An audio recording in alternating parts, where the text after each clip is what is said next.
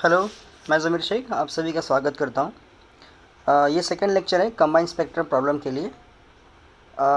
इस लेक्चर में हम कंबाइंड प्रॉब्लम किस तरह से सॉल्व किए जाते हैं आपको डेटा ये दिया जाएगा। जैसे एग्जांपल यहाँ पे मैंने लिया है, मॉलिक्यूल फार्मूला भी दिया है आपको C4H8O, और अकॉर्डिंग टू उसके हमको उसको एनालाइज करना होता है। और हमको जो स्पेक्ट्रल टेक्निक जो दिए हैं उस हिसाब से हमारे पास एक डेटा है। हमारे पास सबसे पहले दिया जाता है IR स्पेक्ट्रम है, देन उसके बाद है आपका UV स्पेक्ट्रम, देन है मास स्पेक्ट्रम दिया गया है। देन आपको C13 में दो स्पेक्ट्रम है, एक प्रोटॉन डीकपल्ड और प्रोटॉन कपल्ड, और लास्ट में आपको दिया गया है H1 NMR spectrum. So this is your spectral data which is given, और from that we can analyse the structure. Okay, हम इन चारों पांचों टेक्निक के बेस पे बेसिकली हम स्ट्रक्चर निकालते हैं। और ऑर्गेनिक कंपाउंड को एनालिसिस करने के लिए, if you want to analyse that organic compound, now we have four important principal spectral technique. तो सबसे पहले अगर हम बात करते हैं ऑर्गेनिक कंपाउंड को एनालिसिस करने के लिए हम क्या यूज़ किया जाता है, सबसे पहले फर्स्ट जो UV स्पेक्ट्रोस्कोपी, UV स्पेक्ट्रोस्कोपी। उसके बाद आता है this is IR spectroscopy. Then third one is a NMR spectroscopy.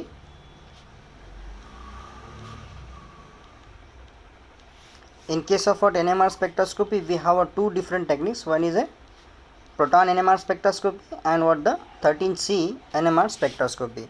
And later on we have fourth one, that's called the mass spectrometry. Mass spectrometry. So based on this four principal technique, so UV spectroscopy deals with the what, finding multiple bonding in a molecule. हम क्या निकाल सकते हैं इसमें से, type of और conjugation निकाल सकते हैं, मल्टीपल बॉन्डिंग निकाल सकते हैं। सो दिस ये जो टेक्निक है आपकी UV स्पेक्ट्रोस्कोपी, ये यूज़ होती है आपकी मल्टीपल बॉन्डिंग निकालने के लिए। So identification forward the multiple bonding, ठीक है। उसके बाद जाते हैं हम IR स्पेक्ट्रोस्कोपी में। IR स्पेक्ट्रोस्कोपी जो है ये आपका डिटेक्ट करता है नेचर ऑफ फंक्शन ग्रुप, किस तरह के फंक्शन ग्रुप प्रेजेंट है वो पता कर सकते हैं। NMR स्पेक्ट्रोस्कोपी में हम यूज़ कर सकते हैं nature of nuclei. Nature of nuclei मतलब हो गया आपका आइदर आपके पास C13 कैसे रहेंगे, या आइदर आपके पास H1 किस तरह से रहेगा, वो हम निकाल सकते हैं। इसलिए इसको नेचर ऑफ न्यूक्लिया बोल सकते हैं, ठीक है। दो तरह के न्यूक्लियस हम आइडेंटिफाई कर सकते हैं, उनका एनवायरनमेंट हम पता कर सकते हैं। मास स्पेक्ट्रोमेट्री में हम क्या कर सकते हैं, उसका मॉलिक्यूलर वेट निकाल सकते हैं। रिलेटिव उसका मॉलिक्यूलर वेट क्या रहेगा, कितने फ्रैगमेंट्स होते हैं, वो हम निकाल सकते हैं। So we can identify the molecular weight, ठीक है। ये सब चीज़ें हम इसमें से निकाल सकते हैं। इसलिए इन चारों टेक्निक को प्रिंसिपल टेक्निक बोला जाता है for the identification of organic compound, है ना। तो ये इन चारों टेक्निक को हम क्या बोलेंगे, प्रिंसिपल टेक्निक, ठीक है। Principal technique for structural analysis और structural elucidation of, for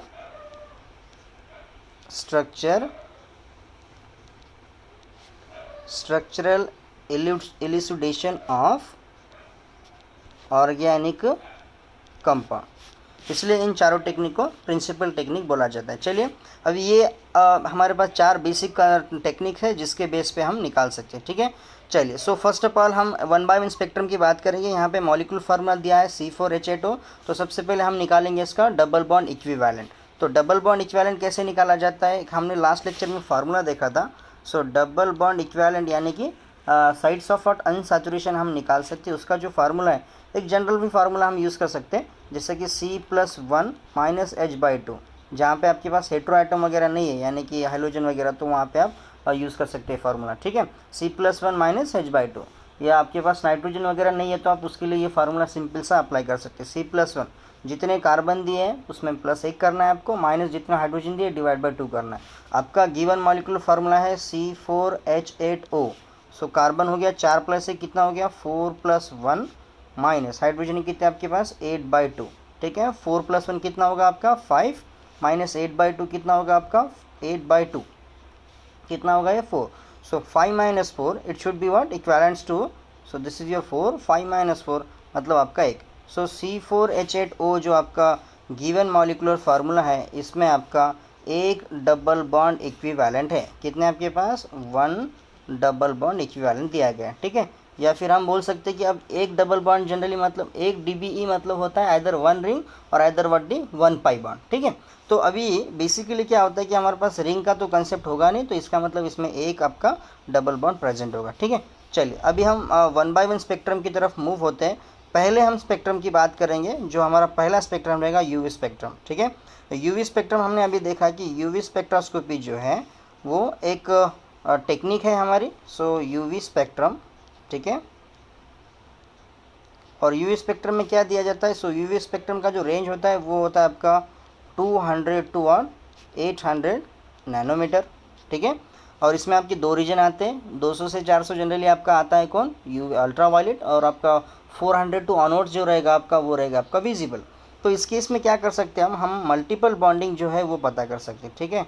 multiple bonding ये हम आइडेंटिफाई कर सकते हैं। Along with that we can identify the auxochrome and chromophore, और क्या पता कर सकते हैं इसके जगह पर, और क्रोमोफोर। तो ये सारी चीज़ें जो है जनरली हम इसके बेस में पता कर सकते हैं। अभी जो गिवन स्पेक्ट्रम जो दिया है उसका जो आएगा आपका 270 नैनोमीटर पे आ रहा है बेसिकली, ठीक है। तो 270 नैनोमीटर जनरली किसके लिए होता है आपका, the carbonyl compounds. So N2 pi star, और आपके पास अगर कार्बोनाइल कंपाउंड होगा फॉर एग्जांपल, तो इन जनरली इस कार्बोनाइल कंपाउंड में 2-3 टाइप के इलेक्ट्रॉन प्रेजेंट है। कौन कौन से हैं, पाई इलेक्ट्रॉन प्रेजेंट है, नॉन बॉन्डिंग इलेक्ट्रॉन प्रेजेंट है, और आपका सिग्मा इलेक्ट्रॉन प्रेजेंट है। हमको पता है कि इलेक्ट्रॉन ईज का जो प्रोसेस है वो है, सबसे पहले कौन जाएगा आपका नॉन बॉन्डिंग इलेक्ट्रॉन, फिर जाएगा आपका पाई इलेक्ट्रॉन, फिर जाएगा आपका सिग्मा इलेक्ट्रॉन। तो बेसिकली ये होता है ईज ऑफ इलेक्ट्रॉन, ठीक है। और हमने ये देखा है कि UV स्पेक्ट्रोस्कोपी हम क्या करते हैं, इलेक्ट्रॉनिक ट्रांजिशंस होते हैं, ठीक है। इलेक्ट्रॉन का एक्साइटेशन होता है बेसिकली, और वो इलेक्ट्रॉन को ट्रांजिशन बोला जाता है, ठीक है। तो इन बेस पे हम बता सकते हैं कि यहाँ पे N2 पाई स्टार और पाई टू पाई स्टार, ये दो ऐसे ट्रांजिशंस है जनरली ये इस रीजन में आते हैं। तो हम ये बता सकते हैं कि there is a carbonyl should be there, okay.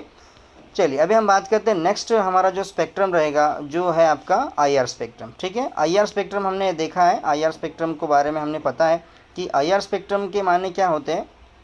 IR spectrum is nothing but the what, so where it is a kind of spectroscopic technique for the functional group analysis. हम फंक्शनल ग्रुप उसमें से detect कर सकते हैं। और IR का जो range है जनरली वो होता है आपका कितना, 400 टू व्हाट द 4000 पर सेंटीमीटर। इसके रेंज में हमारा क्या आएगा, आपका पूरा IR स्पेक्ट्रम आता है। Most of the organic functional group जितने भी रहेंगे ये सब इसी रीजन में आपका एब्जॉर्ब किए जाते हैं, ठीक है। अब यहाँ पे हमको जो मेन आपको पिक्स देखने हैं वो कहाँ कहाँ से होते हैं, किस तरह के पिक्स हैं, और इसके लिए हमने क्या किया, कुछ रेफरेंस वैल्यू भी हमने यहाँ पे साइड में आपको टेबल दिया गया, ठीक है। तो एक पीक हमको दिखता है 1718 पर।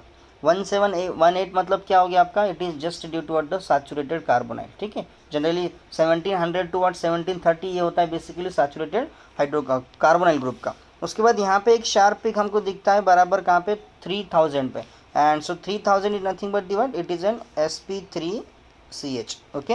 ये भी कंफर्म हो गया हमारा। 1700 मतलब क्या हो गया आपका, this is due to the carbonyl. उसके बाद एक कहीं और हमको रीजन दिखते हैं, सो यहाँ पे मैं लिखता हूँ CO।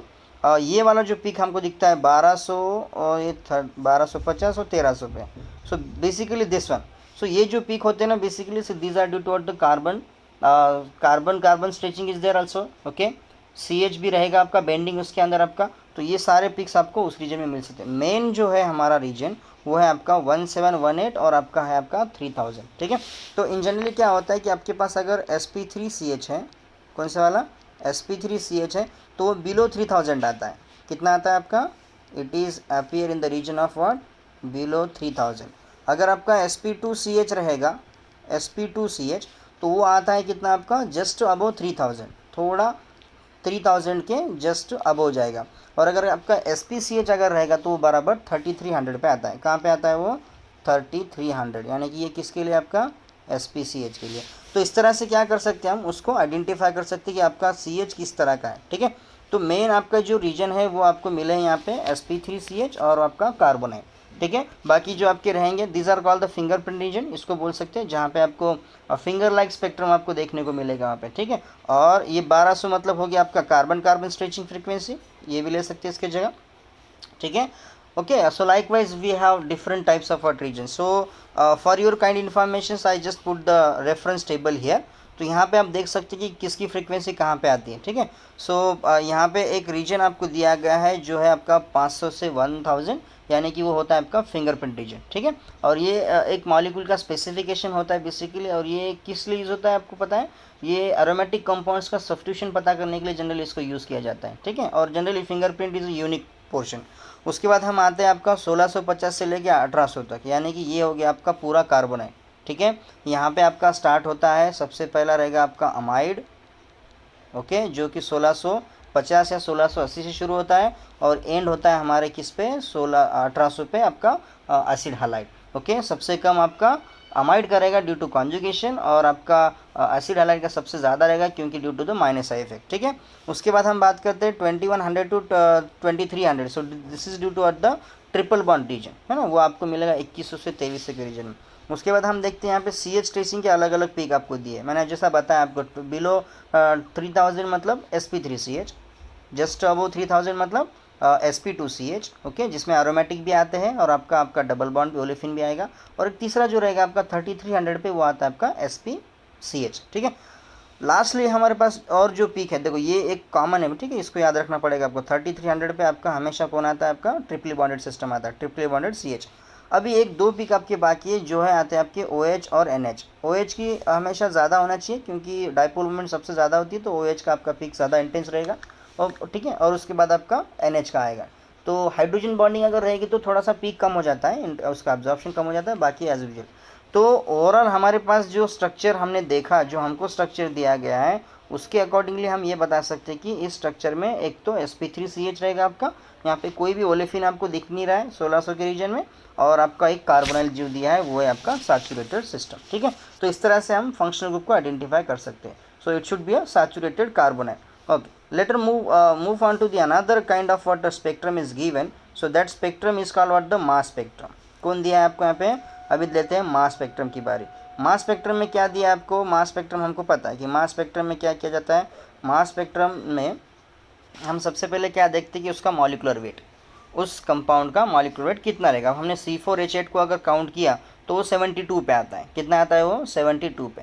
फिर मॉलिक्यूलर आयन जो है वो 72 पे है, और उसके बाद ढेर सारे हमको फ्रैगमेंट्स दिए, कितना दिया है फ्रैगमेंट्स आपको, एक फ्रैगमेंट आपका 57 पे है, कितने पे 57 पे, एक है आपका 43 पे, एक है आपका 29 पे, और ये है आपका 72 जो दिया है वो है आपका मॉलिक्यूलर आयन, ठीक है। उसको क्या बोलेंगे अपन, मॉलिक्यूलर आयन और मॉलिक्यूलर वेट हमेशा दोनों क्या होते हैं, सेम ही होते हैं, ठीक है। तो अभी इसमें क्या पता चलेगा आपको कि कितने फ्रैगमेंट्स बन सकते हैं इसके, और हम जब सारे फ्रैगमेंट जब मिलाएंगे 29, 43, 57, तो आपको 72 मिलेगा।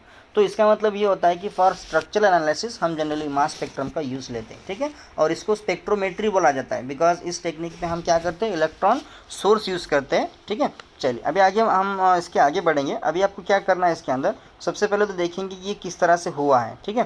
तो for that we have to find the actual step is that, so this is your C4H8O, C4H8O, consider this is your molecule having E1 electron. Generally organic molecules are E1 electron molecules, ठीक है। मैं ये यहाँ पे 2 pair of electron निकालता हूँ,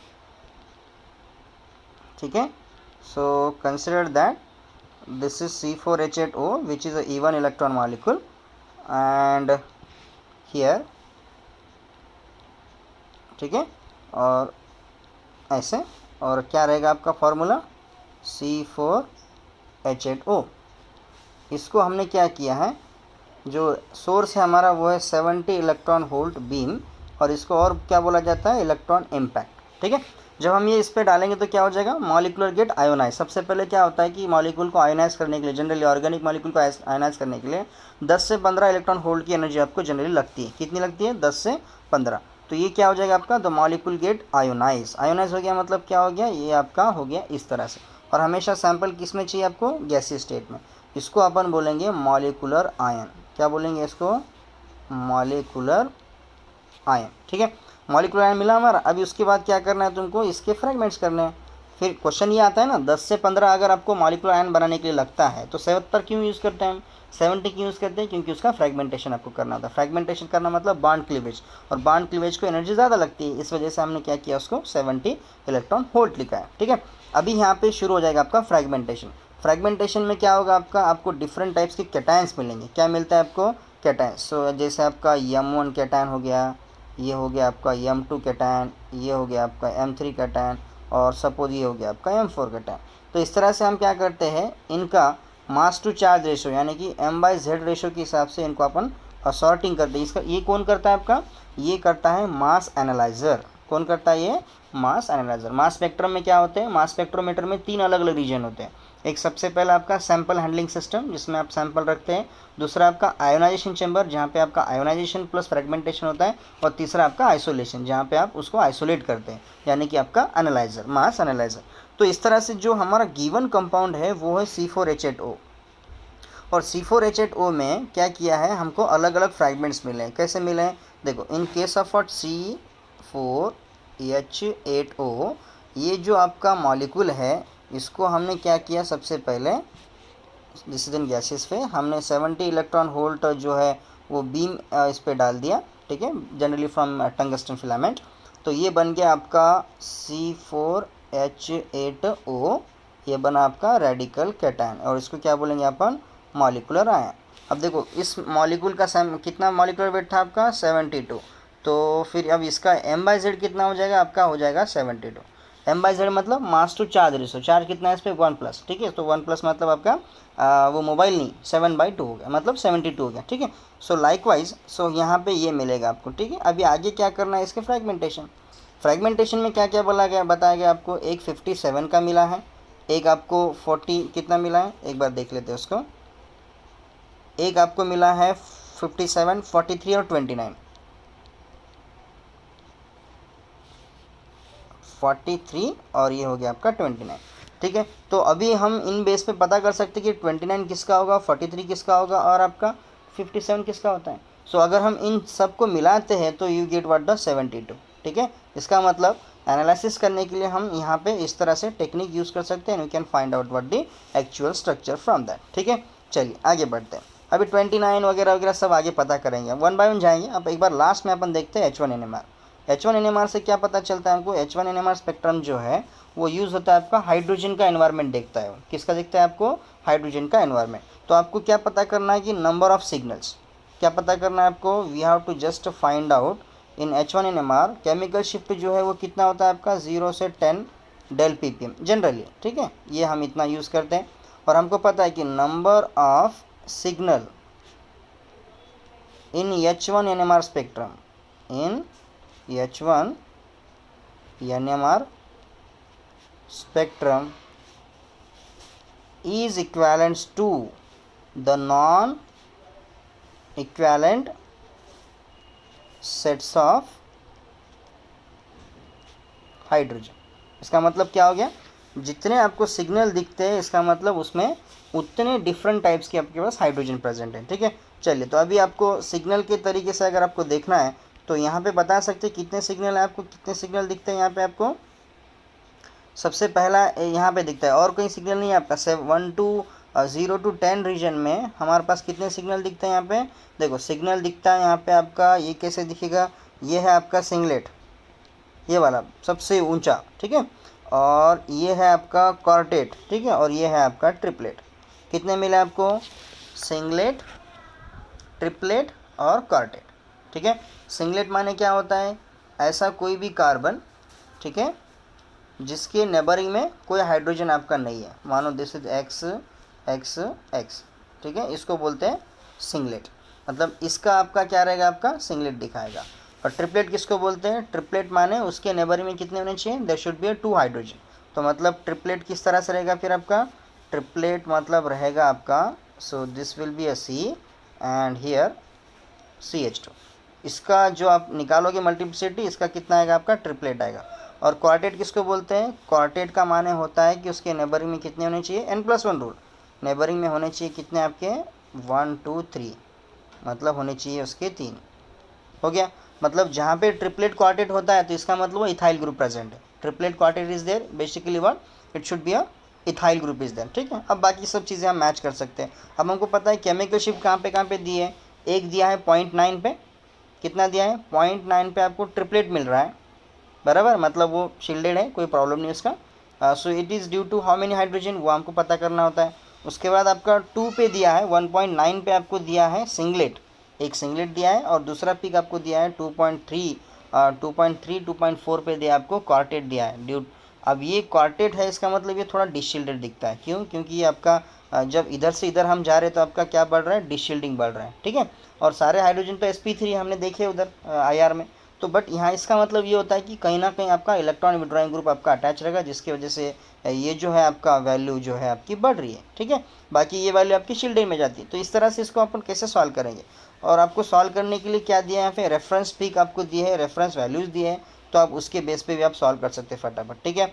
तो sp देखो कितना है, ये सबसे पहले हमको ये देखना होता है, ये वाला ये रीजन क्या होता है, ऐसा हाइड्रोजन जो sp3 है लेकिन वो धीरे धीरे आपका शील्डिंग की तरफ, डिस्टिलेट की तरफ जा रहा है, 2 की तरफ जा रहा है, 2 से आगे जा रहा है आपका, ठीक है।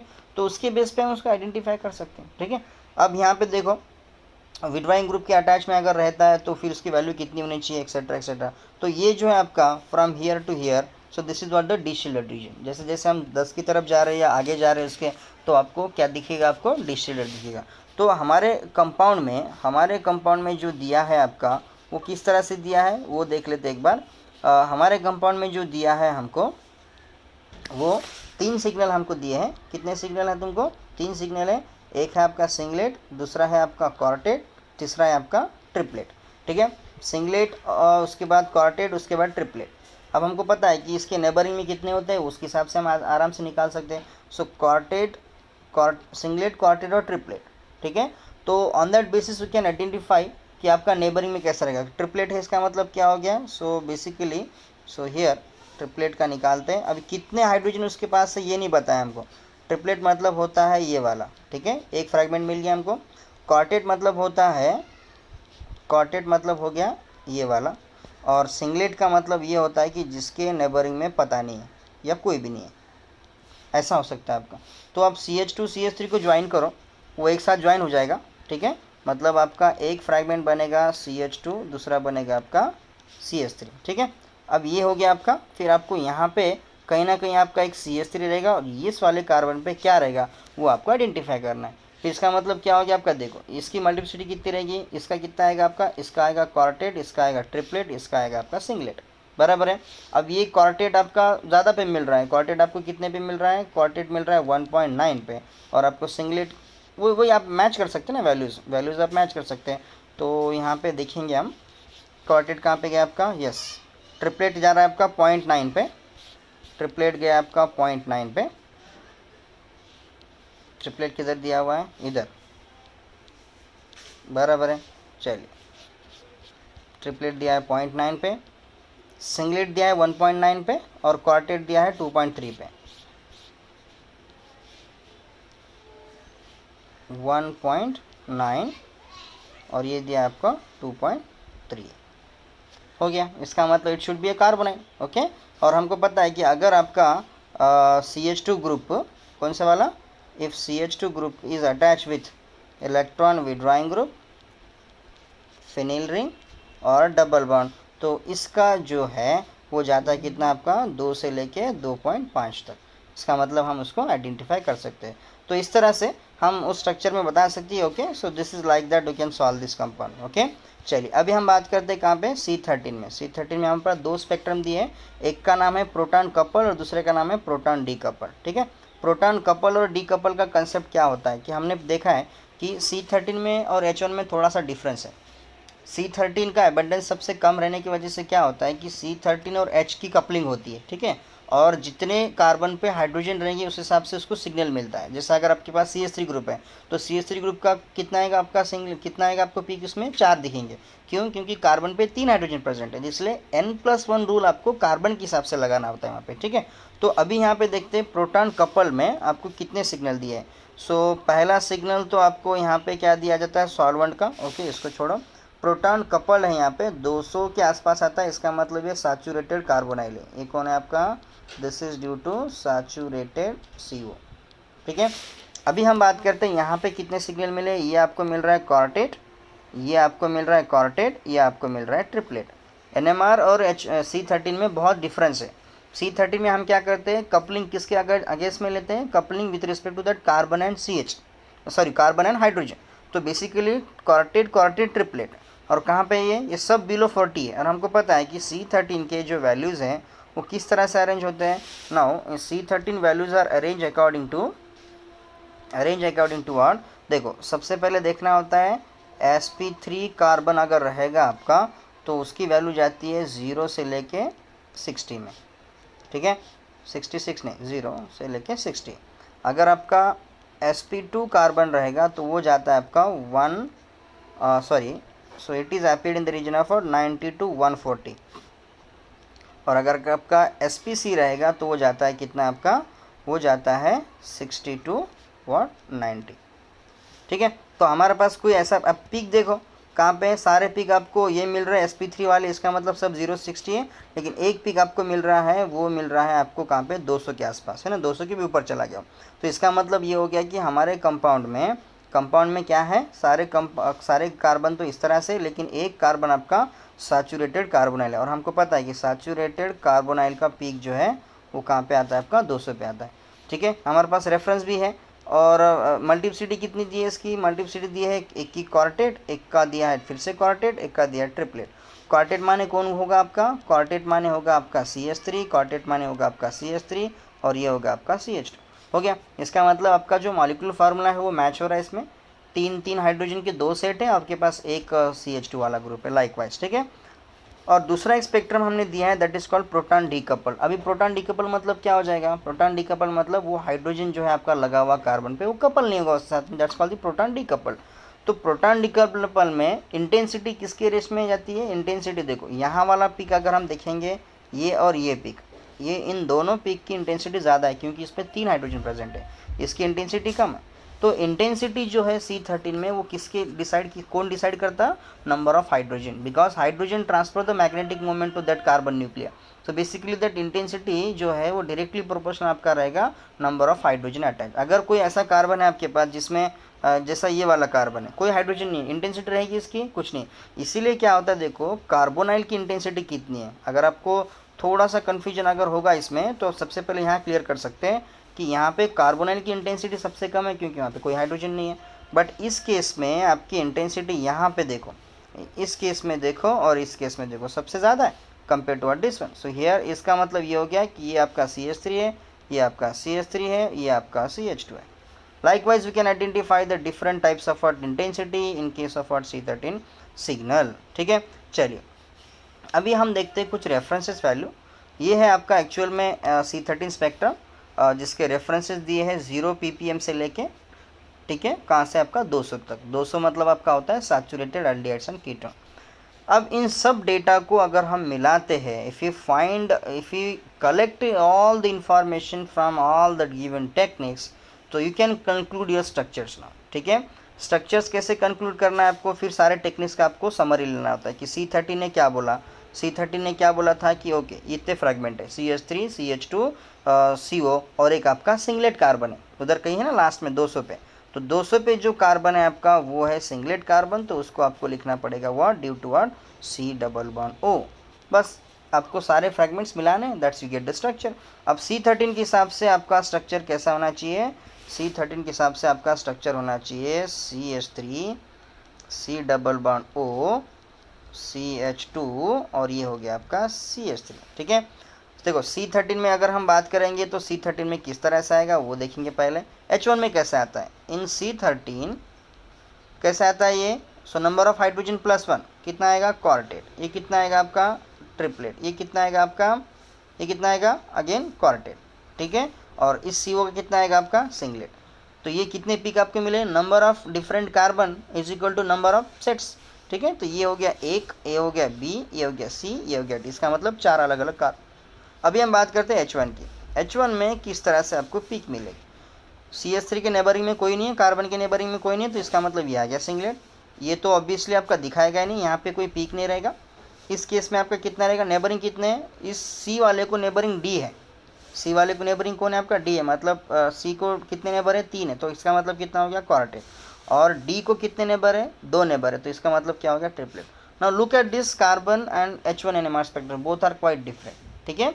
So carbon technique is very good, one of the best technique to identify the different types of carbon, okay.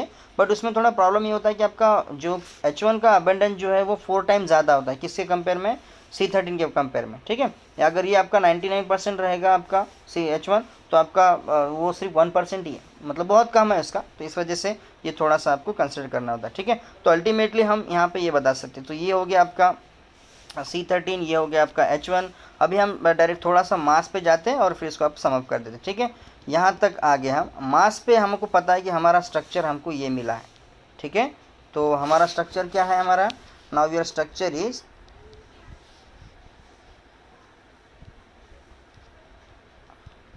Structure,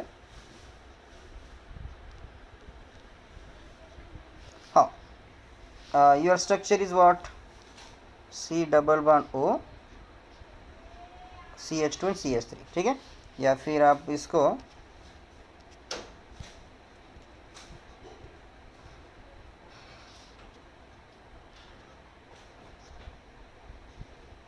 just hold, okay. तो अभी इसको थोड़ा सा क्या करेंगे, इसको अपन इसका मास स्पेक्ट्रम निकालते हैं फटाफट। तो मास स्पेक्ट्रम में क्या रहेगा आपका, सो CH3, C double bond O, CH2 और CH3। क्या करना है आपको, सबसे पहले ये आपका सैंपल है जिसको हमने 70 इलेक्ट्रॉन होल्ड बीम में प्रोवाइड किया उसको, यानी कि इलेक्ट्रॉन इम्पैक्ट, तो ये बन गया आपका मॉलिक्यूलर आयन, ठीक है। कहाँ से जाएगा इलेक्ट्रॉन, आपके इलेक्ट्रॉन जाएंगे आपका ऑक्सीजन से, ठीक है। रेडिकल कैटायन बनेगा इस केस में आपका, और ये हो जाएगा आपका CH2 CH3। अब इसका जो रहेगा मॉलिक्यूलर वेट यानी कि m/z वो उतना ही रहेगा, कितना आपका 72। अब इसमें क्या होता है, अब हम यहाँ से क्लीवेज करना शुरू कर दें। हमको पता है कि हमने नॉरिश 1 पढ़ा है, कार्बोनाइल अगर होंगे तो उसमें 2 तरह का क्लीवेज होता है, alpha cleavage, beta cleavage, etcetera etcetera, ठीक है। तो अभी हमको जो पीक हमको मिले हैं वो पीक हमको क्या बताते हैं, 1 पीक इज़ 57। 57 मतलब क्या हो गया आपका, अगर हम इसको क्लीव करते हैं, if you reduce the 15 from 72 then you get the peak of 57। तो सबसे पहला आपको किसका पीक मिल रहा है, सबसे पहले आपको पीक मिल रहा है 72 का। फिर 72 का पीक मतलब क्या हो गया, so this will be a positive, okay. या फिर इसको कैसे लिखेंगे, इसको आपको क्लीवेज करना होता है। क्लीवेज कैसे हो जाएगा आपका, ये वाला इधर जाएगा, ये वाला इधर जाएगा, ठीक है। तो ये ट्रिपल बॉन्ड बनेगा आपका, और यहाँ पे क्या लिखोगे आप, this will be what, CH2 and this will be CH3। तो एक्चुअल में उसको ऐसे ना लिखते हुए अपन कैसे लिखेंगे इसको, सो CH3 CH2, ठीक है। ये हो गया आपका 57 का। Then we are the peak is what, 43 now. 43 किसको बोलते हैं, 43 का पीक अगर हम निकालेंगे इसमें से तो वो क्या हो जाएगा आपका, सो 43 का पीक जो है, तो अभी हमने इस साइड से क्लीवेज किया था, इस साइड से, तो हमको पीक मिला था कितने का आपका, 57 का। अगर हम इस साइड से क्लीवेज करेंगे, यानी कि ये वाला अगर बॉन्ड हम क्लीव करेंगे, जो आपका इस साइड वाला इथाइल ग्रुप के और कार्बोनाइल के बीच का अगर बॉन्ड ब्रेक करेंगे अपन, तो हमको जो पीक मिलेगा वो रहेगा आपका 43 का, यानी कि वो क्या रहेगा आपका CH3 C triple bond O, ठीक है। 28 होगा आपका CO का, 15 होगा इसका, मतलब ये हो गया आपका 43 का। तो इसका m/z कितना रहेगा फिर आपका, इसका रहेगा आपका 43। एक 57 का मिला, एक 43 का मिला। अब हम क्या करेंगे, इसमें से ये इथाइल ग्रुप का भी निकाल सकते हैं। इथाइल ग्रुप मतलब 29 हो गया, सो CH3 और CH2 प्लस, ठीक है। ये हो गया आपका m/z इज इक्वल टू 29, ठीक है। और अगर आपको और भी आगे करना है तो आप मिथाइल का भी निकाल सकते हैं। सो m/z मतलब कितना आएगा, 15 आएगा। तो likewise you can do the fragmentation process, और फ्रैगमेंटेशन करने के बाद क्या होगा, आपको अलग अलग फ्रैगमेंट्स मिलेंगे, और इन सब फ्रैगमेंट्स को सिर्फ आपको कलेक्ट करना होता है, ठीक है, दिस वन। और ये मॉलिक्यूलर वेट कितना है आपका, 72 है। सो likewise from that you can identify the correct structure from given data. Actual में प्रॉब्लम बहुत ईजी है, प्रॉब्लम बहुत सिंपल है, बट इसको सारे टेक्निक को कैसे अप्लाई करना है ये मैंने थोड़ा बताने की कोशिश किया यहाँ पे। आई होप कि आपको ये लेक्चर समझ में आया होगा। तो अगर आपको ये समझ में आता है तो इसको आप लाइक कीजिए, और आप शेयर भी कर सकते हैं, ठीक है।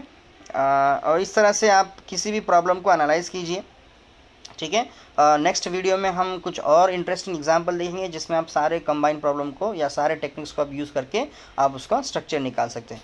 चलिए, thank you for watching this video, stay connected and share this video, also subscribe my channel. Thank you.